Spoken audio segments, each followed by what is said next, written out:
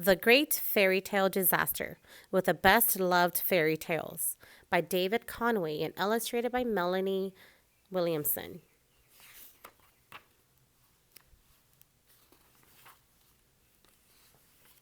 The Great Fairytale Disaster. Once upon a time, there lived an old big bad wolf. He no longer had any huff and puff to blow down the three little pigs' house, and he had enough of falling into hot water. What I need, the wolf thought to himself, is a nice relaxing fairy tale for a change.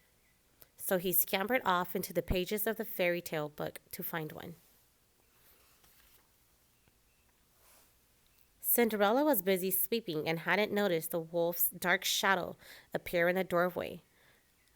"I want to be in your tail," he growled. "Of course," stammered a frightened Cinderella. "Take my place." Just then, the fairy godmother arrived. "I know you love to go to the ball," she said to the wolf, "and so you shall." There was a flick of a wand and a burst of light. "Wolves don't wear dresses," cried the wolf, hobbling off in glass slippers to find a different tail.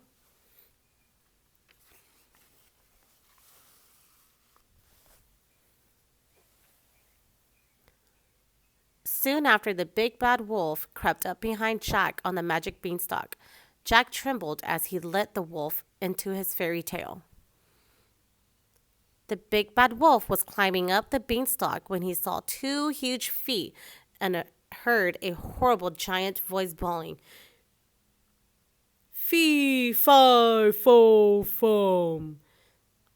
"This tale's too scary," cried the wolf as he slid back down the beanstalk to find another one.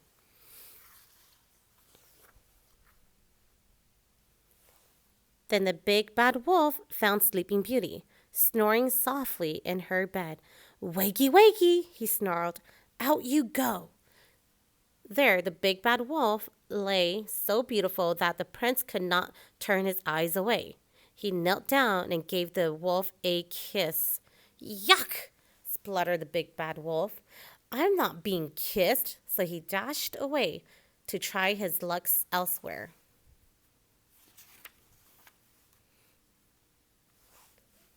The big bad wolf came to the three bears' empty cottage in the forest. He opened the door and stepped into the tail. "Yum," he said. "Porridge, my favorite." The big bowl of porridge was too hot.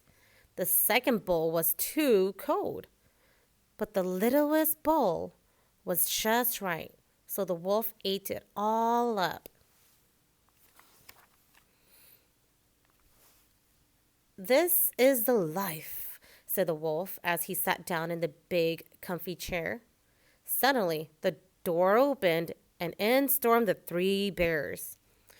"Where's Goldilocks?" demanded Daddy Bear. "What are you doing in our fairy tale?" scolded Mommy Bear. "And where's my porridge?" cried Baby Bear. The wolf made a run for it, but the three bears chased him into the next fairy tale. "Rapunzel, Rapunzel, let down your hair," called the prince. And then the next. "Who's that tripping over my bridge?" roared the troll. "I'll eat you for breakfast." And before you could say, "Mirror, mirror on the wall, who is the fairest of all?"